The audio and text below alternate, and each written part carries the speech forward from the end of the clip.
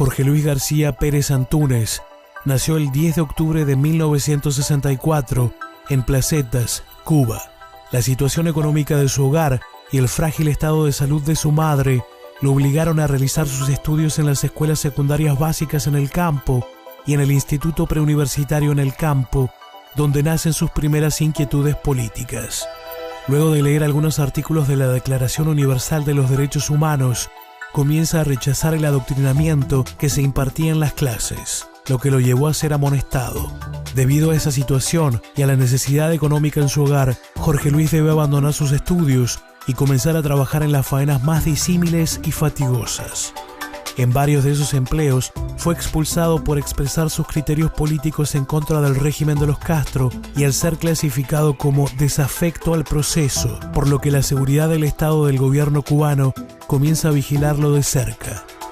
A finales de 1983, es golpeado y apresado por la Policía Nacional Revolucionaria por opinar en voz alta en contra de la dictadura. Es liberado luego de recibir un acta de advertencia. Ninguno de estos actos de represión e intimidación logran frenar la voluntad de Antúnez de expresar sus ideas.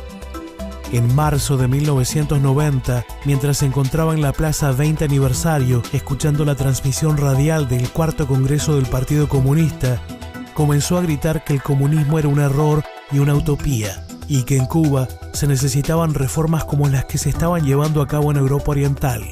De inmediato, es nuevamente golpeado y arrestado por la seguridad del Estado y esta vez es acusado de propaganda enemiga oral, comenzando así su larga historia como preso político en las cárceles cubanas. En junio de ese mismo año, encontrándose en la prisión provincial de Villa Clara, recibe una petición fiscal de 6 años de cárcel, por lo que se declara en huelga de hambre por casi un mes. Esta fue la primera de varias huelgas de hambre a las que recurrió Jorge Luis a manera de protesta por los incontables abusos y maltratos que sufrió en las prisiones cubanas. En 1995, encontrándose recluido en la cárcel de mayor severidad Kilo 8, funda, junto a otros prisioneros de conciencia, la organización Presidio Político Pedro Luis Boitel, un movimiento dedicado a denunciar la terrible situación de los presos políticos y promover el uso de la resistencia cívica contra los desmanes de los carceleros del régimen. Su valor capta la atención mundial y en 1998, mientras visita la isla, el Papa Juan Pablo II pide al régimen su liberación. Luego de casi 18 años preso, Antúnez es liberado en 2007. En 2014, cuando el presidente Barack Obama anuncia la normalización de las relaciones entre Estados Unidos y Cuba, Antúnez declara su descontento con lo que él entiende como una capitulación con el gobierno cubano, haciéndose eco de las opiniones de Berta Soler y Oscar Elías Bisset, que los Estados Unidos deberían haber exigido reformas democráticas en Cuba antes de pensar en un cambio en la política entre los dos países. Antúnez, muchas gracias por aceptar esta invitación de Voces de Cuba. Gracias a ustedes por la oportunidad. Naciste en Placetas, en la provincia de Villa Clara, en el seno de una familia muy humilde. ¿Cómo fueron esos primeros años de tu niñez? Bueno, mis primeros años de niñez transcurrieron con una naturalidad dentro de la humildad de mi familia. En un ambiente de amor, de sacrificio. Mi madre nos tuvo que criar a todos los hijos lavando para la calle. Era prácticamente la lavandera, mi abuelita del barrio. Tenía que lavar, tenía que planchar, tenía que limpiar casas para poder mantener a los cuatro hermanos. El régimen castrista promueve que en la Cuba revolucionaria los negros han sido reivindicados. ¿Qué crees de esa afirmación? Bueno, mira, si no fuera un tema tan delicado, movería la risa. Y precisamente yo, que vengo de un seno, una familia humilde y de alguna medida desinformada durante mis primeros años, sí se nos inculcó de pequeño en la escuela el adoctrinamiento que los negros solo eran personas en el socialismo. Es decir, nos decían que los negros en el capitalismo solo servían para limpiar zapatos, para hacer trabajos de segunda clase o tercera clase. Pero me di cuenta con el transcurso del tiempo, de los años, que había en Cuba una profunda discriminación racial. Y yo quiero diferenciar mi criterio, qué es una discriminación racial y qué es racismo. Y digo que no hay racismo en Cuba porque en Cuba la sociedad es una sociedad incluyente. O sea, existen los matrimonios mixtos, existe una relación entre las personas, no importa la raza, la propia posición lo demuestra así. Pero sí se ve en las esferas del régimen cómo el régimen promueve el racismo. Y creo que la manera principal que tiene, el principal racismo que hay en Cuba es cuando el régimen silencia el tema racial. Es decir, cuando triunfa lo que ellos llaman revolución, eliminan de un plumazo el debate sobre el tema racial dentro de Cuba. Es decir, lo que diferencia de otras partes del mundo, donde seguro hay leyes, hay disposiciones que pueden reprimir, que pueden sancionar el tema de cuando se es discriminado. En Cuba te dicen no hay discriminación racial, los negros no tienen los mismos derechos que los blancos y sin embargo no es así. Si vamos a las prisiones cubanas, vemos que el alto por ciento de las personas son de la raza negra. Pero si paradójicamente vemos también las fuerzas represivas, en su mayoría son negros, incluso son las personas más agresivas. Esto es un poco paradójico, pero es significativo. Es decir, que los negros en Cuba es como si fuésemos personas de segunda clase. O vas a la prisión o tienes que servir en la represión. Vamos, por ejemplo, a las universidades y el claustro de profesores y incluso de alumnos, los negros escasean. ¿Y qué decir entonces de los puestos directivos, tanto del gobierno, del régimen como es, o de otras esferas gubernamentales? Verdaderamente hay una discriminación racial y el solo hecho de estar toda la vida sacándote, diciéndote que los negros tienes que aceptar la revolución, negros que fuera de ti si vivieras en el capitalismo. Yo creo que eso denota el verdadero racismo. Yo recuerdo en el año 98, cuando realizábamos una huelga de hambre, cuando el Papa Juan Pablo II visitó Cuba. Recuerdo un episodio que nunca se me olvidará. Cuando nos trasladan a todos, a Néstor Rodríguez Lobaina, un grupo de prisioneros políticos, nos trasladan para el centro de detención y tortura de la provincia de Guantánamo. Recuerdo que en un momento me llevan a una oficina y me recibe un hombre de la raza negra, que hasta ese momento no lo conocía, apellidado Casamayor. Y él me dice de esta manera: pero tú, Antuni, tú eres negro. Le dije, sí, ¿hay algún problema con eso? Pero tú, si tú negro, te opones a la revolución. Nosotros los negros que tenemos que besar el trayecto, el piso por donde pasa el comandante en jefe. Yo le respondí lo siguiente, le dije, mira, si usted tiene alma de esclavo, si tiene alma de sumiso, yo no lo tengo. ¿Usted recuerda qué día nací yo? Yo nací un 10 de octubre. Por mis venas corre la sangre de esos negros que acompañaron a Calamano de Céspedes para la Manigua Redentora. Y como negros, los negros también tenemos derecho a defender los derechos humanos, a luchar por la libertad de Cuba. Y por eso el régimen no perdona. Yo creo que mis grandes crímenes han sido precisamente, primero, ser negro, ser opositor y haber decidido permanecer en Cuba luchando y no abandonar mi país. Eso nunca me lo va a perdonar el régimen castrista. Por eso es el ensañamiento, por eso es la represión, por eso es esa hazaña. Tu nombre es Jorge Luis García Pérez, llevas los dos apellidos de tu mamá. Sin embargo, todos te llamamos Antunes. Bueno, mira, yo quiero decir que Antunes no es un apodo, Antunes no es un mote ni tan siquiera, Antunes es un apellido, es mi apellido real, natural. Mi padre, en paz descanse, se nombraba Rubén Antunes y mi mamá, en paz descanse también, se llamaba Alejandra García. ¿Qué sucede? Que por cuestiones propias, determinadas situaciones que ocurren en la familia y demás, yo después de la mayoría de edad adopté o tomé la decisión, conjuntamente consulté con mi madre y mis hermanos, de adoptar los dos apellidos de mi mamá. Es decir, me llamo Jorge Luis García Pérez, porque esos son los apellidos de mi madre. Pero en lo que es mi cédula de bautizo, mi expediente acumulativo, como le decían en la escuela y todo, reza por Jorge Luis Antunes García.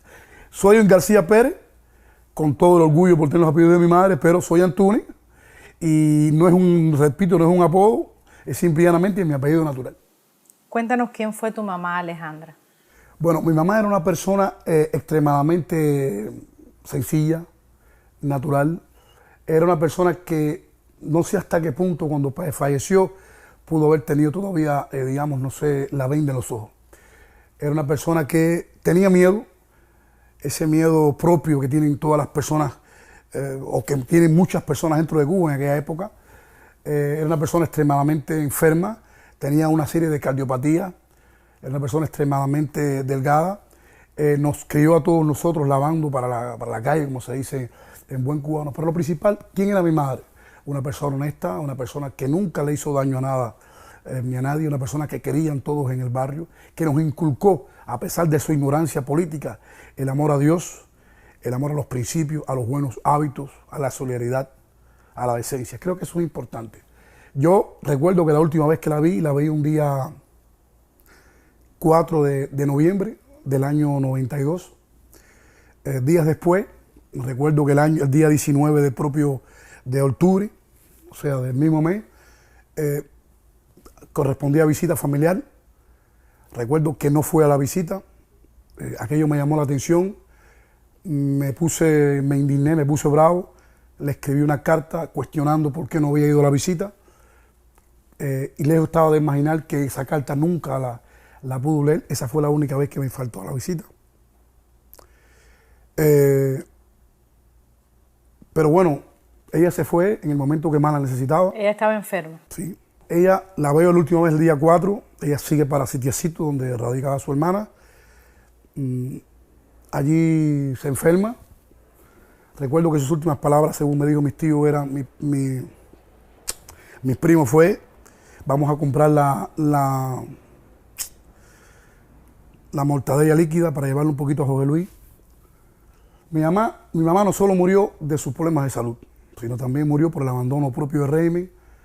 Ella tenía un tratamiento de muchos medicamentos. El régimen no le facilitó las posibilidades de adquirirlo. Y para decirlo con el dolor de mi mamá también murió de hambre y murió de la presión también que altos oficiales de la policía política le ocasionaron cuando ella enfermó. Y yo me había evadido de la prisión para poderla ver, me lo impidieron. Y el oficial Raúl Llanes Marín, el oficial Boris Luis Arriba y Raúl Castellón llegaron hasta la cama de su lecho de moribunda en Placetas, y con un revólver Macaró en la mano le dijeron: señora, su hijo está evadido porque quiere verlo. Si no le entrega, le vamos a dar un tiro, y si se lanza al mar para escapar del país, le hemos dado orden a los guardafronteras de poner el Mar Rojo con su sangre. Esa orden la dio Ober Campagnoni, en aquella época coronel de la policía de la seguridad del Estado en la provincia de Villa Clara. Aquello agravó su situación.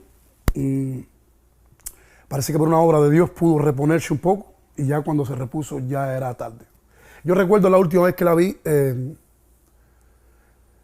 bueno, nos despedimos de la visita. Le dije: mami, me piden ahora no sé cuántos años, estoy acusado de intento de sabotaje, estoy acusado de propaganda enemiga de nuevo, pero no te preocupes, tú verás que todo va a salir bien, pero me van a llevar para la prisión de Manaca. Recuerdo que me dijo: pero yo a Manaca es difícil que pueda llegar, voy a intentar llegar, porque mira cómo se me están hinchando las piernas y el estómago se me están hinchando. Y cuando el oficial Héctor, que ahora no recuerdo su nombre, me llamó yo estaba en el pasillo esperando la visita, ya me había fallado la anterior, yo no sabía que en el momento que yo estaba esperando la estaban sepultando. Y me llama Héctor, nunca se me podrá olvidar de aquello, y me dijo: Antúnez, hizo un llamado al listado, me mencionó a mí, yo salí corriendo, me dijo: ¿y ese apuro tuyo? Y dije: no, yo, mi visita, no vale. ¿Cómo se llama tu mamá? Y dije: no, Alejandra García. Dale, ven para que salga la visita. Salgo. No se me podrá olvidar, había un amigo que estaba por acá, por el exilio. Su nombre era Samuel, de Placeta. Me dijo: Antúnez, no te desesperes, porque uno tiene el presentimiento ese, ¿no? Me dijo: no te preocupes, que están entrando los familiares poco a poco. Mira, aquella muchacha que viene por allá se le murió la mamá. Dije: ¿cuál aquella? Aquella es mi hermana, María Victoria, que después murió también. Y es otra historia difícil también. Dije: pero esa es mi hermana. Yo no sé, ese día, el tiempo, yo creo que demoraron, no sé cuánto tiempo demoró en que mi hermana venía desde las oficinas donde salía hasta donde estaba yo. A veces yo quería que no llegara, que el tiempo se detuviera, o que llegara ya de momento. Y cuando llegó le dije: yo sí, murió tu mamá, nuestra madre. No, allí emití una protesta allí fuerte, los hermanos trataron de consolarme, los familiares, sobre los familiares de los hermanos, los otros presos. Y después me entero que la parte difícil.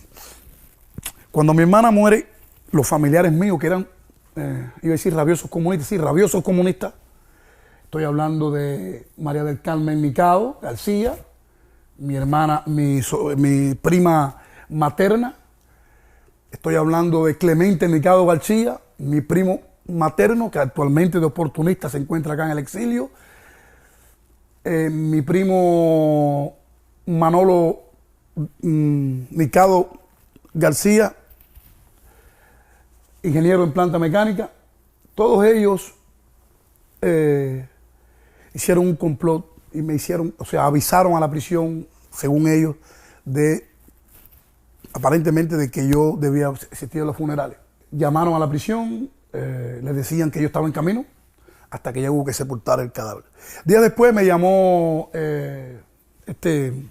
uno de los oficiales que después se dio un disparo, se suicidó, y me dijo que yo no había podido ir a los funerales de mi mamá porque yo era un negro rebelde y recalcitrante, que yo no me ponía la ropa y si yo no me vestía de preso, yo no podía ir a los funerales, que ellos sabían cuál era mi posición y que esa posición estaba pagando el precio ese de la rebeldía, de mi ser un elemento contorsionario, subversivo y todo lo demás. Bueno, eso fue un episodio extremadamente difícil, difícil de olvidar, pero aún así, con todo este golpe, que yo soy el golpe más cruel que he recibido, yo creo que mi corazón no es yo no me siento una persona llena de odio, lleno de rencores. Claro que eso no quiere decir que los criminales, los responsables de estos hechos, tengan que pagar por lo que hicieron. Pero aún así, mi lucha, mi camino, mi sacrificio, no está movida por odio, está movida por convicciones. Porque yo ingresé a prisión no porque me decomisaron nada, ni porque me fusilaron a nadie, ni porque me mataron a nadie, porque mi mamá murió después, sino que yo ingresé a la posición, decidí tomar este camino porque creía, o lo creo, que es justo. Y creo que toda persona, mi deber de hombre, de cubano, de patriota, es luchar por el mejoramiento humano, por la libertad de mi patria. Hay una anécdota graciosa que creo que escuché de cuando tú eras niño, que gritaste por una cerca que daba a la estación de policía abajo Fidel o algo así, o una protesta que hiciste siendo niño, porque estaba colindante el patio de tu casa o el patio donde tú estabas con la estación de policía. ¿Es esto cierto? ¿Y por qué gritaste? ¿Qué edad tenías? Sí, no, y todavía yo pienso, oye, pero ¿por qué les duele tanto abajo Fidel? Porque les duele mucho. Sí, mira, yo vivía, o sea, mis mayores años de niñez transcurrieron en un lugar, en la calle Tercera al Oeste, entre Primera y Segunda del Norte, en el centro de la ciudad de Placeta. El patio, que era un patio colectivo, daba a la celda, o sea, al patio de la unidad de la policía. O sea, crecí escuchando y prácticamente nací escuchando de fugas de presos, oyendo los golpes, los quejidos de los inocentes, de las personas, los borrachos, las golpizas, los insultos. Es decir, que era difícil para un niño como yo, que me decían que la revolución era hermosa, que era linda, que era humana, convencerme de eso, cuando yo en horas de la noche o en horas de la tarde oía los golpes, negro mono, negro descarado, te vamos a matar. O sea, era difícil yo. Entonces, ya yo a pesar del adoctrinamiento que me daban en la escuela, la lección real la escuchaba yo a diario. Y un día, no sé si fue por pasión, por lo que haya sido, estaba yo subido junto con otros muchachitos ahí que estábamos jugando, no recuerdo si era trompo o bola, y abajo Fidel. Todo el mundo se quedó anonadado. ¿Qué tú dijiste? Abajo Fidel. Bueno, no tuvieron que buscar una patrulla, nada. Llegó un policía, dobló caminando. Dobló la esquina. O sea, que mi casa estaba colindante con ellos, dobló y me o sea, citó a mi mamá. Mi mamá, normal, asustadísima para allá. Primero, ¿quién te mandó? Le dije, no, a mí nadie me ha mandado. Me dijo, no, pero ni a mí. Me acuerdo que me atendió el oficial Barata. Barata. Tenía un parecido físico. ¿Qué edad tú tenías? No, estoy hablando que tenía yo, no recuerdo, de 10 a 11 años, ahora no recuerdo la edad. Pero mi edad, de 9 a 11 años, en aquella época no es un 9 a 11 años ahora. Es decir, había una inocencia más fuerte, había una relación padre-hijo mucho más diferente a la de ahora, había esa menos rivalidad que hay ahora. Imagínense, un muchacho de 11 años, en aquella época era un niño. Trataron de inculcarme, de presionarme, me metieron en un cuarto donde me decían que quién me había mandado, que me iban a regalar caramelo, que me iban a mandar a la Tatagua. La Tatagua es un centro, un campamento de recreación que hay en la villa. Mira, si dice quién fue que te mandó, te vamos a la Tatagua, o te vamos a mandar para la vocacional. O sea, me proponían escuelas buenas y esas cosas. Evidentemente a mí no me mandó nadie. Yo no puedo asegurar, ni quiero asegurarme que fui un patriota de los 11 años, tampoco. Ni quiero decir que yo con 11 años me convertí en un opositor, no creo que fue así. Pero sí lo hice, y hoy al cabo de los años constituye para mí un orgullo. Mi madre se quedó con eso en la mente, y ya bueno, después empecé a involucrarme en otras situaciones hasta que bueno, terminé lo que tú sabes. En marzo de 1990 fuiste arrestado en la Plaza 20 Aniversario de Placetas por pedir cambios en Cuba, el glasnost en la perestroika, ¿no? ¿Qué ocurrió ese día exactamente? Bueno, yo quiero destacarte algo, no fue precisamente, o sea, no fue la única situación que tuve yo en esa famosa plaza. A raíz después de los sucesos de Granada, mira, los sucesos de Granada fueron en el 83. En el 83, mira, yo era un joven que yo creo que yo siempre hubiese sido, no sé, algo de oposición, algo de contestatario, porque yo soy la persona que sin pretender rendirme panegírico ni hacerme el mejor, yo creo que tengo un sentido de la justicia. Yo a veces digo, yo creo que lo único izquierdista que tengo es que me gusta estar al lado de los pobres, la gente que necesitan. Entonces, yo siento algo por lo que es la justicia. Entonces, yo andaba con un grupo de jóvenes inquietos. Estaba hablando de la perestroika, hablando de la glasnost, hablando del Che Guevara, hablando de las cosas normales que ocurrían. Y estamos hablando de los años que estaban teniendo lugar la situación esta del cambio, la glasnost y esas cosas. O sea, disculpe, Granada, porque bueno, verdad que estoy mezclando una cosa con otra. Granada, o sea, y andábamos un grupo de jóvenes, estábamos allí en la plaza 20 aniversario. En esa plaza nos reuníamos para conversar. Entonces, hubo una conversación bastante fuerte. Entonces, yo le dije, mira, caballero, no vamos a engañarnos más. Quizá lo haya dicho con otros términos, no. No vamos a engañarnos más. Fidel Castro es el culpable de esos muertos. En primer lugar, porque si Fidel Castro conocía de esa inminente agresión, él debió retirar a ese personal que él quería que era civil. Y además, caballero, no vamos a engañarnos. A Fidel Castro le convienen esos muertos para exacerbar más ese sentimiento antinorteamericano y todas esas situaciones. Yo fui uno de los que lloró, que la última vez que lloré por la revolución, si es que se puede decir, fue con aquel mulato que salió en la televisión, me parece estarlo viendo ahí diciendo, los últimos reductos cubanos murieron abrazados a la bandera.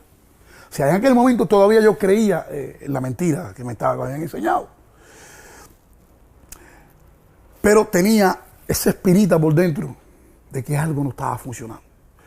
Me arrestaron ahí, me llevaron para la unidad de la policía y días después, o sea, al día siguiente, me llevaron para la seguridad de Estado. Allí llegué un poco asustado, no sabía qué iba a pasar. Y me dijo, pero este fue el que se puso a decir. Entonces allí llegué, me recuerdo que me recibió un oficial, ahora no recuerdo su nombre, me empezó a decir que estaba en grupos de subversión, que estaba en situaciones de armamento, vaya, exagerando la situación, que la revolución era buena, que la revolución, que cómo era posible que yo, que estaba incluso en gestión para matricular en el curso libre de la Universidad de Derecho, estaban esas cosas, que yo era un buen vecino, que yo había donado sangre una vez, porque es verdad, una vez llegaron a la escuela, oye, caballero, hace falta donar sangre, que Cuba acaba de romper relaciones con Jamaica y la invasión es inminente. Un niño, yo me acuerdo que engañé al donante y le dije que tenía tal edad que no tenía. Bueno, todo eso me lo sacaron. Me hicieron un alta advertencia, un tarjetón verde que ellos hicieron. Pero en aquel momento yo sabía que mi vida estaba cambiando. Yo sabía que a partir de ese momento ya yo no era, yo era el mismo. Y yo a partir de ese momento decidí romper la doble moral y la manipulación, buscar otros puntos de vista. Y eso fue lo que hice. Comencé una labor de opositor, pero de la manera clandestina, no de una manera abierta. Recordemos que estamos hablando del año 83 y 84, no había movimiento de derechos humanos. Los términos democracia no sabía. O No sabía nada. Yo sí sabía que no éramos libres. Yo sí sabía que lo que nos enseñaban en la escuela era mentira. Yo sí sabía que había diferencias, desigualdades sociales, que había una élite parásita gobernante disfrutando los placeres del pueblo. Yo sí sabía que el salario que devengaban los trabajadores no satisfacía las necesidades de primer orden, pero no tenía esos conocimientos, esa madurez quizás y esas convicciones políticas o ideológicas que adquirí años después. Entonces, en el 90, ¿qué pasa? ¿Vuelves a decir en la plaza, o sea, vuelves a hacer una protesta? El 15 de marzo del año 90, un jueves, me parece estar recordando, lo mandaba yo con dos personas, Leonel Amores Batista y otro muchacho joven, éramos tres jóvenes, ellos eran más jóvenes que yo.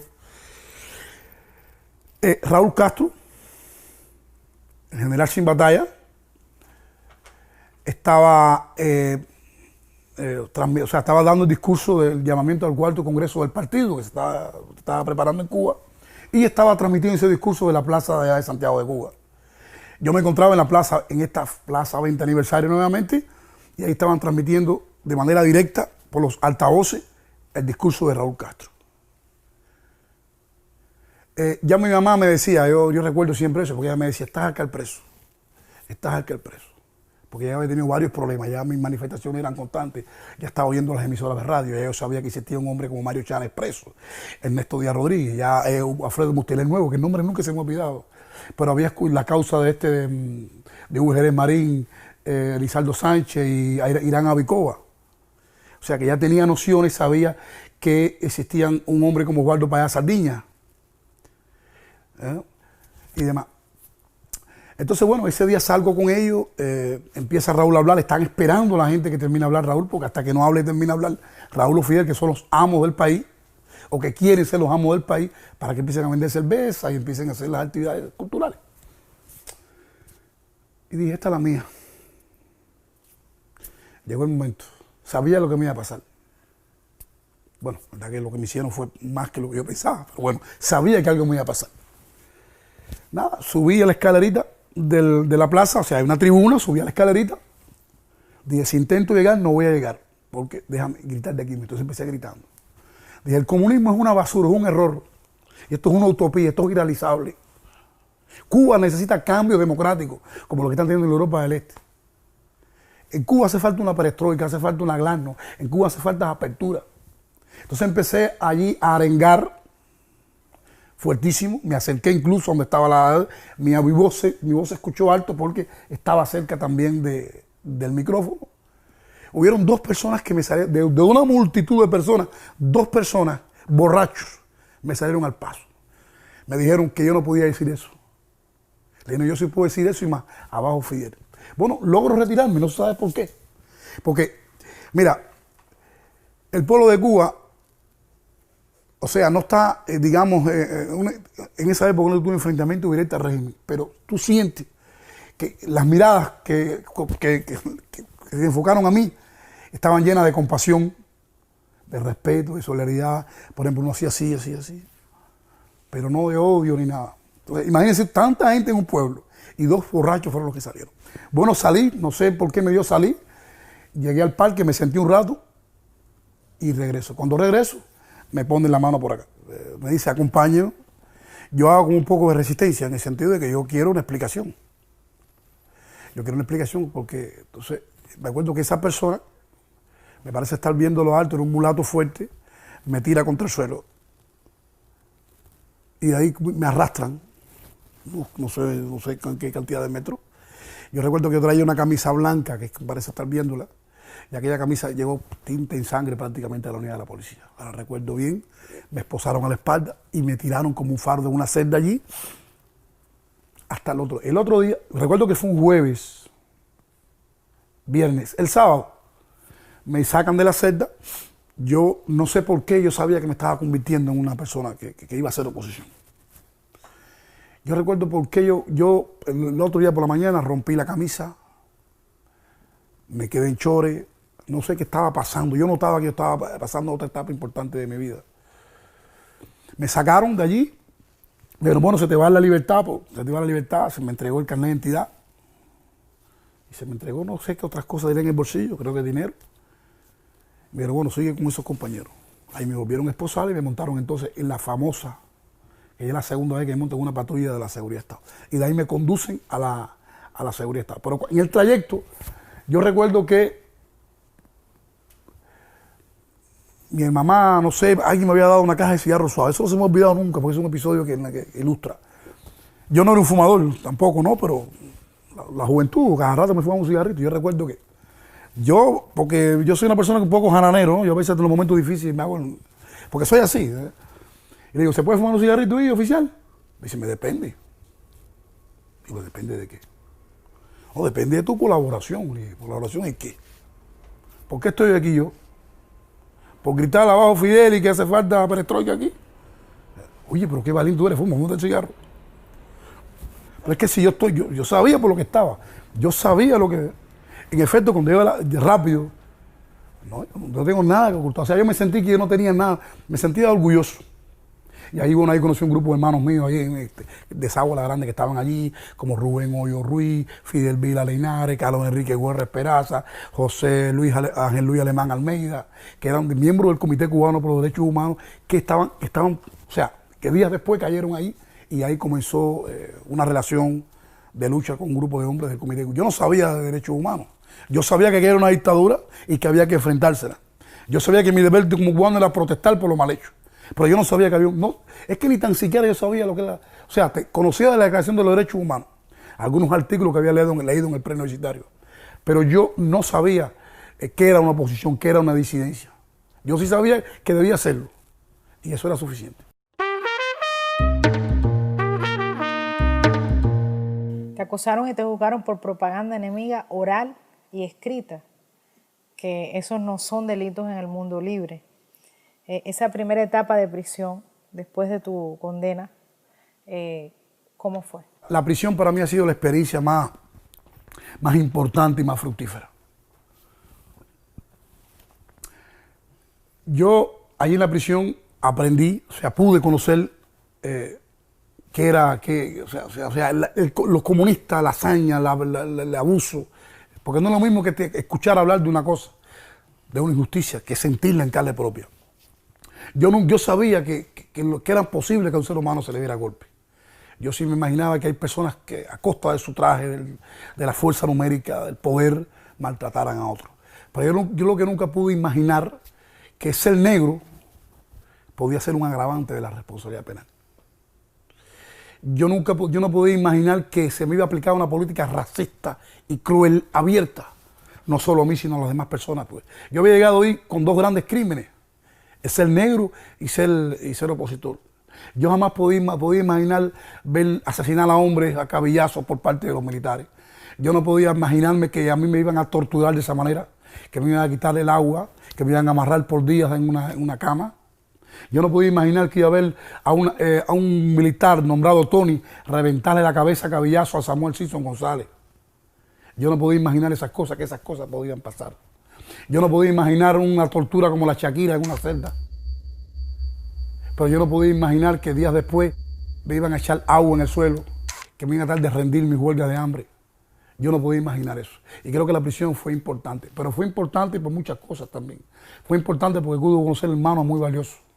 Pude inspirarme en hombres que lucharon, que me inspiraron por su ejemplo y por su lucha.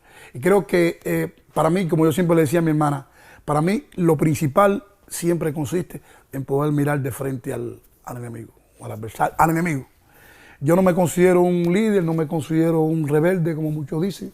Yo simple y llanamente me considero una persona que fue encarcelada con el objetivo de aniquilarla, una persona que le aplicaron todos y cada uno de los métodos de tortura, de vejamen, y no cedí ante ellos, no claudiqué. Pero creo que no he sido el único. Yo creo que hay muchas personas y muchos presidios cubanos que han sufrido estas represiones mucho más que la mía y en épocas más difíciles. Entonces yo creo que yo no hice otra cosa que inspirarme en hombres como Pedro Luis Boitel, en inspirarme en hombres como Roberto Martín Pérez, como Maqueca, como Rodolfo Rodríguez San Román, como César Páez. O sea, y lo digo con todo orgullo, yo soy villareño. Y quizás eso contribuyó a que yo tomara ese camino. Por ejemplo, yo cuando joven oía hablar de Pedro Luis Boitel. Yo oía hablar de los alzados en el Escambray. Fíjese, aún cuando... ¿Pero quién te decía? ¿Quién te hablaba de eso? Bueno, en la escuela me decían que eran unos bandidos. En la prensa, en la radio me decían que eran unos bandidos. Pero el problema es que como yo vivo en un municipio, en un pueblo que ha dado muchos mártires, muchos patriotas, Gutiérrez Solanes, muchos que han estado presos, esas personas tienen relaciones en la calle. Y esas personas nos contaban. Abajo del mosquitero, no sé, en una sala, en una esquina, debajo de una luz tenue, pero siempre la verdad. Los cubanos saben que los domina, que los explota un régimen opresor. No porque no hayan salido todos a la calle a defender su libertad, no crean que la manipulación es completa. Ellos saben que... Y entonces crecí oyendo esas anécdotas del Escambray y eso me inspiró a mí a la lucha. Hablabas ahorita de que en octubre del 92 te escapaste de la prisión para ir a ver a tu mamá que estaba enferma de muerte. Exactamente cómo pudiste escapar, de qué prisión era y qué sucedió después. Mira, yo en el 27 de septiembre del año 92, junto con el expreso político, hoy expreso político, el Lenin Córdoba García, habíamos concluido una huelga de hambre que estuvo a punto de costarnos la vida. Esta huelga de hambre la hicimos con el objetivo de protestar contra la disolución del presidio político allá en la prisión de Manaca. Cuando terminamos la huelga, ya en estado grave, en el hospital militar de Santa Clara, allí la policía política parece que estúpidamente creyó que llevándonos a nosotros para una prisión de menor rigor de trabajo, nosotros íbamos a trabajar o íbamos a cambiar nuestra posición. Y me llevaron para la prisión La Grima. La prisión La Grima es una prisión famosa en Cuba por los atropellos y demás. Y allí a las 6 de la tarde de un 14 quizás de octubre del año 92, aprovechando la oscuridad, los apagones eléctricos y el descuido y demás, logro saltar una de las tapias y me evado. Apenas me evadí, sabía lo difícil que era, me apuré por todo el camino, pasé pantanos, pasé rinqué cerca, cogí botellas, como se dice, botellas para el carro en la calle, pasé muchas necesidades para poder llegar. Pero cuando llego a Placeta me la encuentro militarizada.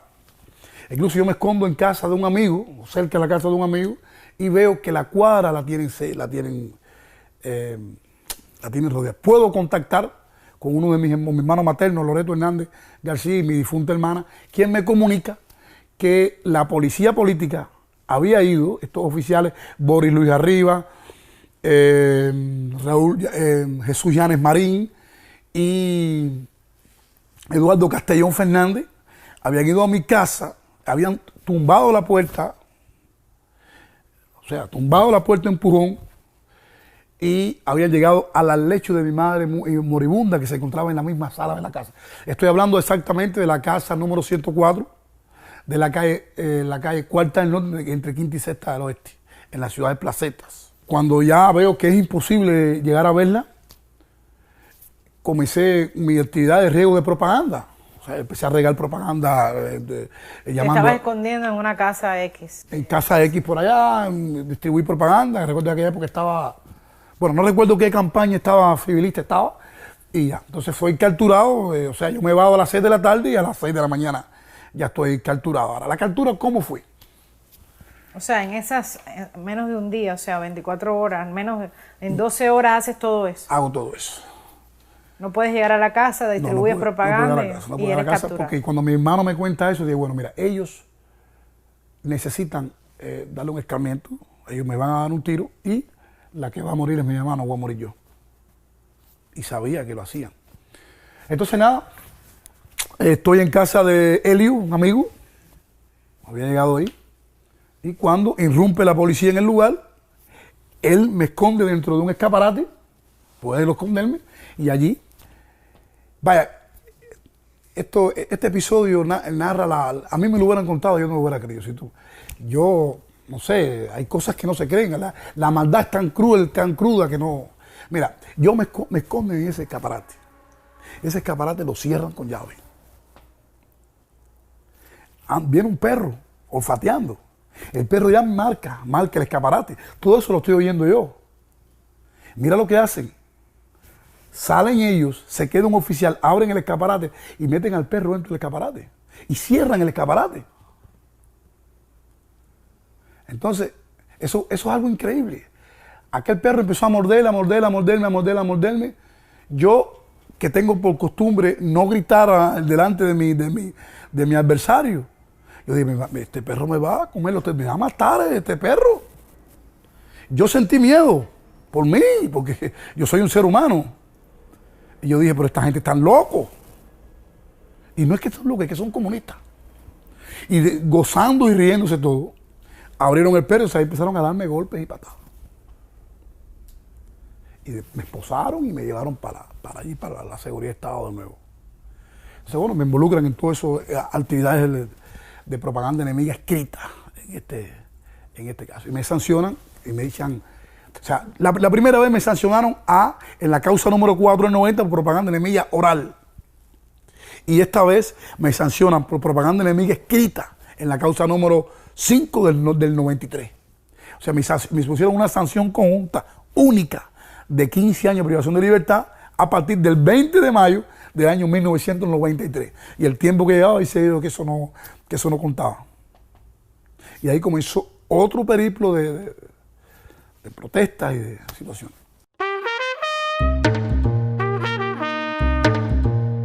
Luego de la muerte de tu madre, tu hermana por parte de padre, Berta Antúnez, se encarga de tus visitas y de tus necesidades en prisión. ¿Quién ha sido Berta Antúnez para ti? Bueno, es que yo creo que yo no soy muy supersticioso ni soy muy creyente. Pero yo creo que Berta Antúnez no puede ser eso, no puede ser algo normal. Ella es el extracto, el resumen, la materialización de todo lo bello, de todo lo positivo en el mundo. Porque ella aparece en mi vida en el momento que más me necesita, que me necesita hoy. Ella aparece en el mundo que yo pierdo a mi mamá. Y ella se entregó en cuerpo y alma a mí. Muchas veces, y de eso me enteré después, Berta Antúnez, a veces yo estaba en una huelga de hambre, yo dejaba la huelga, terminaba la huelga o cumplía los objetivos y ella seguía en huelga de hambre. Porque ella decía que quería sentir lo que yo sentía. Pero me he enterado de cosas más. Ella abandonaba la cama de su esposo y se acostaba desnuda en el suelo durante noches porque ella sabía que los presos en Cuba lo desnudan para que lo rinde el frío. Y dejaba de tomar agua. Y no solo por mí, porque por mí hay un deber, hay una no, sino por Andrés Flometa Cuenca, por Leoncio Rodríguez Ponce, por Néstor Rodríguez Lobaina. Es decir, que mi hermana se convirtió, o sea, ella fue la que promovió dentro de Cuba este tipo de acciones frente a las prisiones, cuando se fundó el movimiento de resistencia cívica Perolí Boitel. Es decir, que ella hizo de la solidaridad, del amor, de la entrega, del sacrificio, su cotidianidad. Es decir, que no puedo decirte quién es, no puedo decirte, narrarte qué significa, porque significa todo.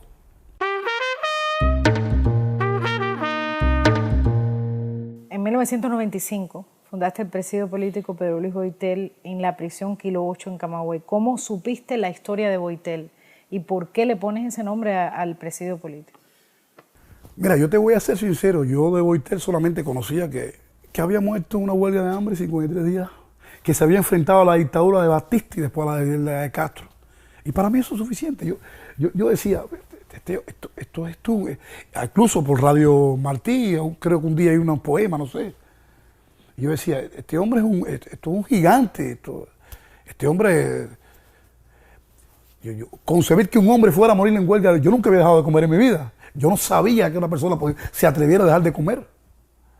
Pero si este hombre fue capaz, primeramente, de enfrentarse a la dictadura de Fulgencio Batista.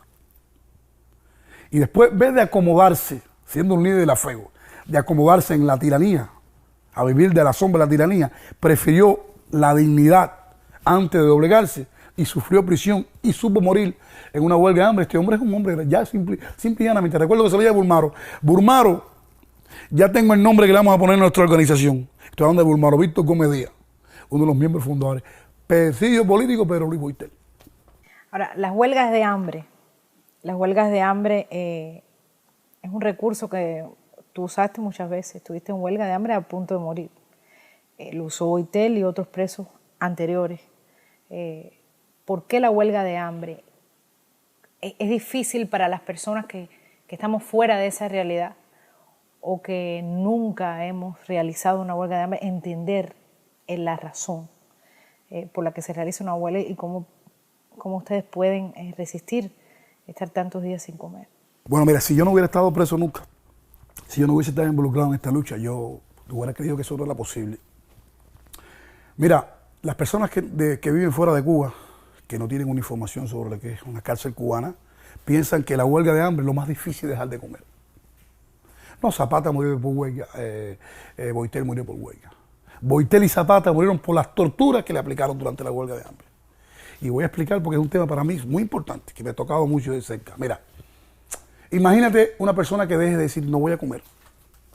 Te quito toda la ropa, pero cuando digo ropa te digo todo, todo. Te privo el derecho de beber agua. Te privo la iluminación.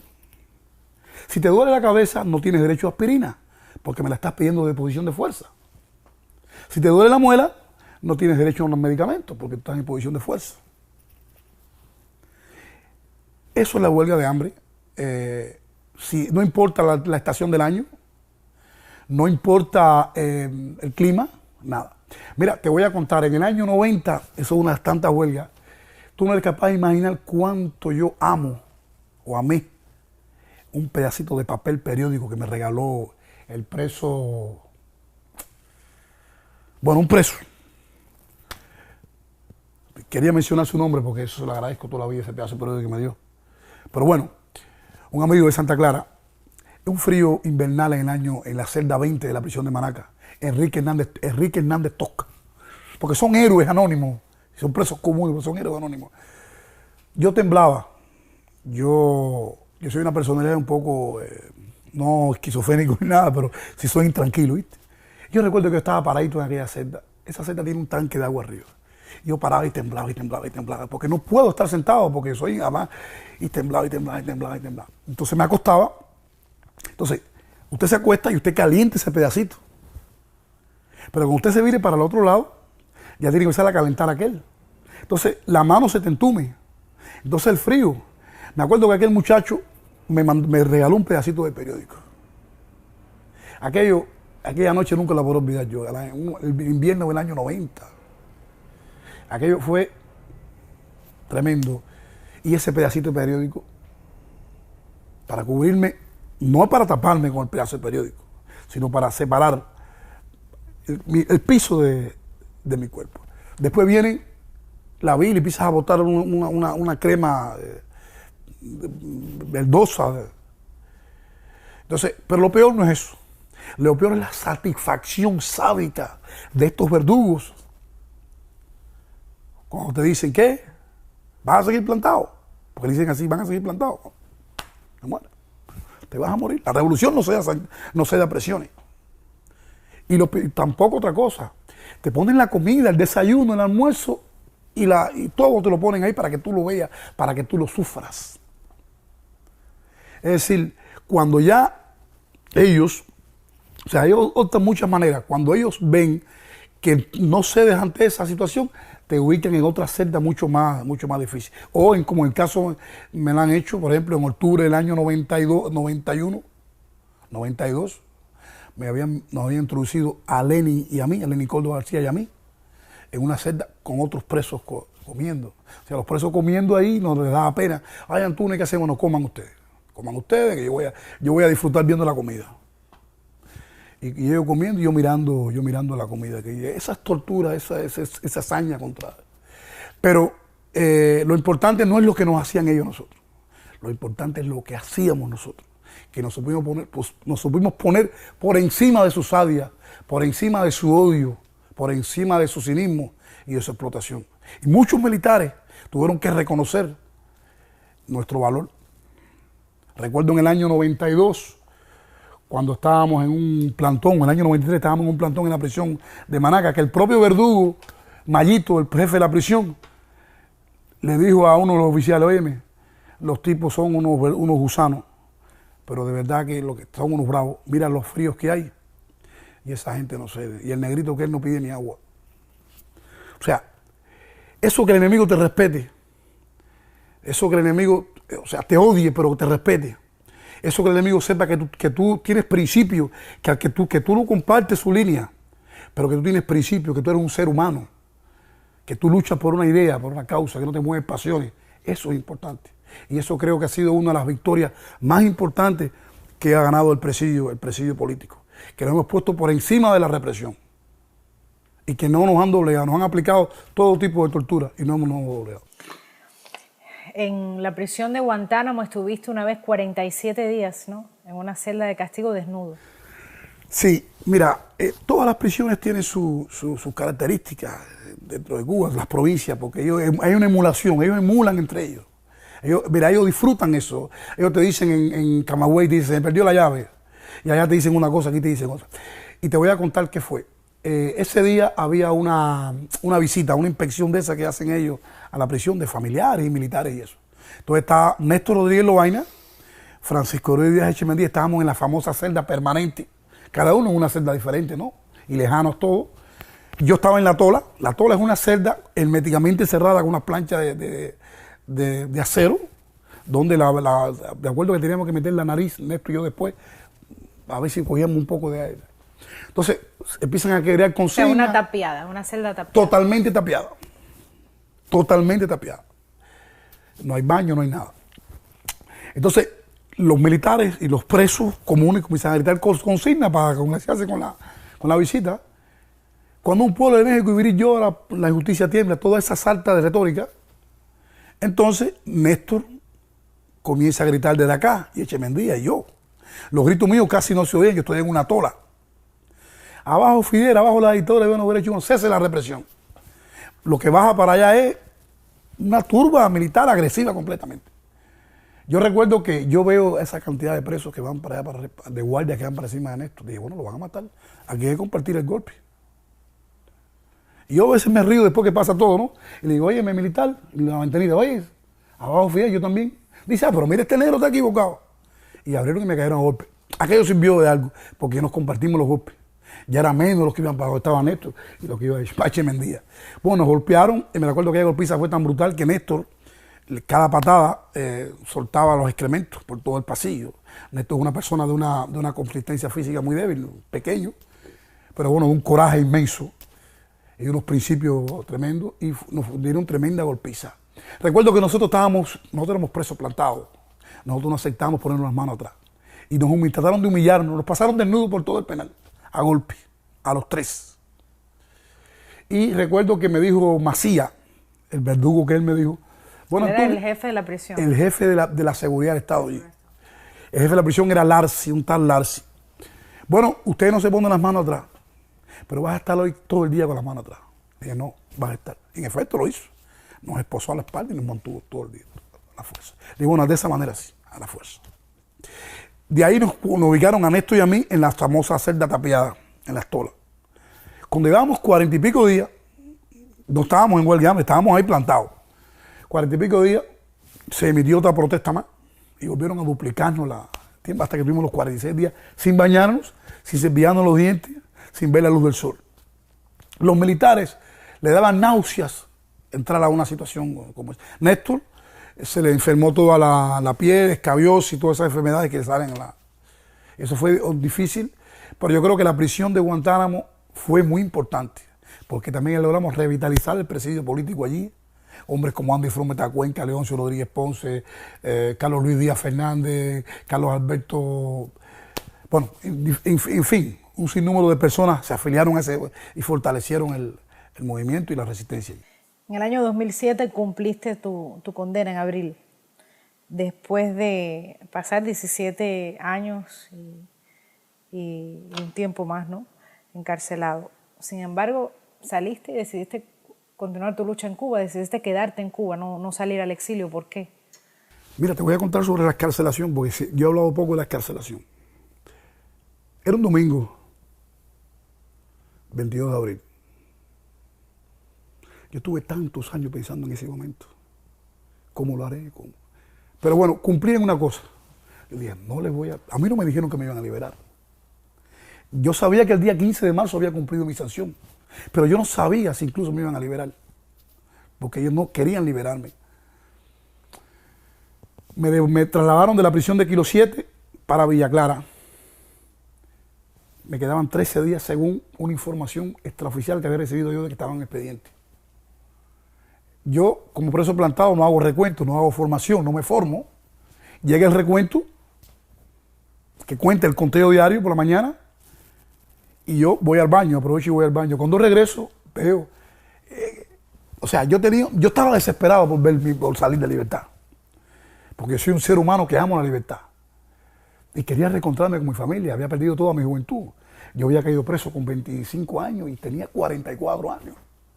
Y yo quería salir a la calle para hacer oposición. Yo sabía que existían grupos de derechos humanos. Yo quería sumarme a la lucha. Entra el recuento y regresa. No me dice nada. Porque ellos querían que yo les dijera. Le dije, vamos a ver quién. Yo desesperado por estar libre, pero no podía mostrarle desespero a ellos. Ellos entraron y salieron. Hasta que siguieron y miraron. Bueno, chicos, tú estás preparado. Le dije, yo hace 17 años y 38 días hoy a las 6 de la tarde que estoy esperando. Porque yo nunca, mi conciencia me condenó por los delitos que ustedes me acusaron. Recuerdo que me estacaron, entonces me liberaron a las 6 de la mañana de ese propio día 22 de abril. El régimen, yo sé que algunos se equivocaron. Yo sé que el régimen pensó que yo, a esta época, ya debía estar exiliado, lejos de mi patria. Yo sé que las circunstancias son diferentes. Los años 60 y 70 y 80, los hermanos que se fueron durante esos años, se fueron en época que la esperanza era menos. Pero me quedo porque yo veo esa lucecita que la veo llegar, esa lucecita de esperanza. Veo posibilidad de cambio, veo posibilidad de transformación. Yo no me voy porque yo no quiero ser una voz menos gritando libertad en las calles de Cuba. Algunos me dicen, Antúnez, y yo no sé, ese razonamiento tan ingenuo, Antúnez, compadre, tú ganaste ya, vaya, al año, se dice en el argot cubano, como cubano, compadre, usted habló ya 17 años, váyase, compadre, para el carajo. Dije, no, si precisamente por eso me quedo. Cada vez que yo recuerdo que dejé mi vida en la prisión, cada vez que yo recuerdo que mi madre me la asesinaron ellos, cada vez que yo recuerdo que ellos me aplicaron todos los métodos en prisión, de tortura, cada vez que yo recuerdo de que yo veo ese movimiento de derechos humanos en la calle, que no tiene miedo, cada vez que yo veo que las cosas por las que yo caí, esa pequeña arenga que hay en la plaza, ahora se ha servido para, o sea, se han abierto otros espacios, yo me quedo. Si en Cuba no hubiera resistencia, si en Cuba no hubieran gigantes, no hubieran hombres como Rolando Rodríguez Loaina, por ejemplo, o no como Berta Soler, o como Librado Linares, o como Iris, Tamara, mi esposa, o como Damari, yo me fuera de Cuba. Si el pueblo de Cuba fuera un carnero, como dicen la dictadura, o como dicen algunos cómplices, yo me fuera. Pero yo sé que ahí la llama de la resistencia está viva. Yo sé que la prisión no fue en vano, la prisión no fue por gusto, porque por lo menos logró forjarnos en esta lucha. Y yo me voy a quedar, yo quiero formar parte de ese cambio, porque mi lucha quizás ya no sea por mí, ya yo estoy un poco mayor. Mi lucha es por los que vienen, por los hijos, por los nietos, por los sobrinos, por esas generaciones. Yo creo que ellos merecen un futuro, ellos merecen libertad. Yo creo que ellos merecen el sacrificio que hemos hecho. Y si los que vinieron antes de mí, que sufrieron, o que de nosotros, que sufrieron la represión mucho más fuerte que nosotros, si el presidio político plantado no se rindió y aún no sigue luchando, si los exiliados que llevan 50 años, porque yo creo que lo más grande del exilio, y eso es un razonamiento que hago, y yo les agradezco a veces que dicen, no, ustedes qué buenos son la vanguardia de la lucha. Sí, puede ser, pero el ejemplo que dan los exiliados es impresionante. ¿Por qué? Porque si vamos lógicamente, 50 años es tiempo suficiente para haberse cansado. Y si ustedes con los 50 años, que es más de 50 años, que no se han cansado y tienen fe en el cambio, nosotros estamos más comprometidos a hacerlo. ¿Crees que en Cuba ha comenzado una transición o una sucesión? Mira, esas palabritas, ambas, a veces... Mira, en Cuba, en Cuba, el régimen se ha comenzado su sucesión, obviamente. Obviamente. Y hay una conspiración internacional para eso. Y la conspiración internacional tiene sus nombres y tiene sus apellidos. Se llama Gobierno de los Estados Unidos de América, presidente Barack Obama. Se llama Jaime Ortega y se llama el Papa Francisco y se llama Bruselas con la Unión Europea. Se llama Carlos Saladriga, Pujol. Se llama una pila de vendepatrias que quieren lucrarse a costa del dolor del pueblo de Cuba. Se llaman Fulano y Mengano y Esperanceo, que son personas que se han cansado dentro y fuera de Cuba y están apostando por una transición con los Castro y están promoviendo iniciativas que pueden postergar el castrismo. Y ahí sí ha empezado la sucesión, una sucesión que puede poner que van a ser los mismos, pero con otros nombres.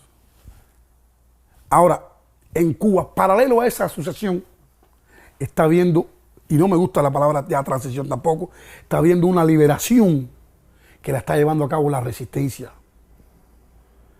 Personas dignas, personas comprometidas, personas que no vamos a ceder, que no vamos a caer en ninguna trampa, que no queremos una reconciliación sin primero justicia, que queremos una verdadera libertad de Cuba. Y por esta libertad estamos prestos a dar la vida si tenemos que volver a sufrir los mismos palos, los mismos golpes. Porque cuando yo digo que los represores de hoy no pueden ser los reformadores del mañana, estoy pensando en María Manuel de la Peña, estoy pensando en Carlos Costa, estoy pensando en Julio Tante Sierra, en Ernesto Díaz Madruga, estoy pensando en las personas que han muerto acá sin ver a su patria libre. Yo no puedo traicionar a las personas que me han inspirado a mí. A lo mejor yo perdono, a lo mejor yo digo, no, voy a perdonar al que me sanazó los perros, o al que apuntó a mi madre con un revólver. Pero eso si lo lograra hacer, sería una cosa personal. Pero yo, cuando se trata del sufrimiento de un pueblo, no se puede ser ingenuo. Como dijo un amigo mío que quiero mucho, o Cuba es libre o no es. Y es preferible 50 años más de lucha, de resistencia, de muerte o de presidio, que aceptar un neocastrismo que sea un insulto a la memoria de nuestros caídos y al sacrificio de este pueblo. Si pudieras darle un mensaje a los cubanos de hoy en la isla por la televisión cubana, ¿qué le dirías? Bueno, les diría que eso sería tan importante, a veces uno dice impensable, pero bueno, sí, yo les diría que la libertad, la lucha por la libertad, la lucha por los derechos humanos, no es una osadía, no es una valentía, que es un deber, que nosotros nos estamos sacrificando por ellos y que, como dicen nuestros abuelos, el dicho cubano, que la mentira puede ir adelante, pero la verdad siempre la alcanza. Que valoren que los conceptos, que esto no es una lucha ya casi ni ideológica, que esto es una lucha entre la civilización y la barbarie, que estamos en una encrucijada donde hay dos caminos, o ponerse de parte del opresor o ponerse de parte del oprimido, que todo lleva a sacrificio y hay que sacrificarse, que no sigan engordando las barrigas gordas estas de la dictadura y que se pasen al lado del pueblo a defender sus derechos, que la libertad, como decía Martí, cuesta muy cara y es preciso resignarse bien seguido con quitar a su precio, que mientras muchos de ellos están, no sé, en el aire, en un limbo, hay muchos cubanos dignos, que en estos momentos que están viendo este testimonio, esta entrevista, están cogiendo palos, golpes. Las damas de blanco están recibiendo palos para defender sus derechos. Hay hombres sufriendo cárcel y prisión. Hay muchas personas lejos de su patria que no pueden regresar a su terruño por culpa de una dictadura. Bueno, muchísimas gracias, Antunes. Gracias y que Dios los bendiga a todos. Y que José Luis García Pérez Antunes no se calla, no se va y no se rinde. Que es un cubano más cuyo único mérito ha sido el de tratar de ser consecuente con sus principios, con sus ideas y que no crean que los mejores somos los más famosos. Que a veces pasa igual que la música, ¿ves? Que la popularidad y la calidad no van juntos. En Cuba hay mucha gente buena, mucho mejor que muchos de nosotros, que han hecho tanto o más que nosotros Y que si fuéramos nosotros, que no crean que somos nosotros solos, porque si somos nosotros no es motivo ni de inspiración. Que hay muchas personas decididas a luchar, a dejar su vida por esta libertad. Y que la libertad va a ser de todos. Y que tarde o temprano nos vamos a reencontrar ahí en una Cuba libre y democrática, donde no va a haber más ni prisión política, ni va a haber más asesinatos extrajudiciales, y que el amor, o sea, el odio entre los cubanos debe de acabarse. Y que todo proceso de transición, como ahora le dicen, debe ser a partir de un sistema libre y democrático. Que con los Castro ni democracia, porque Castro es la negación misma de la democracia. Si mañana convocan una elección, si mañana convocan un proceso electoral eleccionario con la tiranía, Jorge Luis García Pérez Antúnez y el Frente de la Resistencia no irán. Nada que pueda postergar, nada que pueda servirle a las ansias dictatoriales, hegemónicas y totalitarias del castrismo, lo vamos a aceptar. Viva Cuba libre y abajo la dictadura.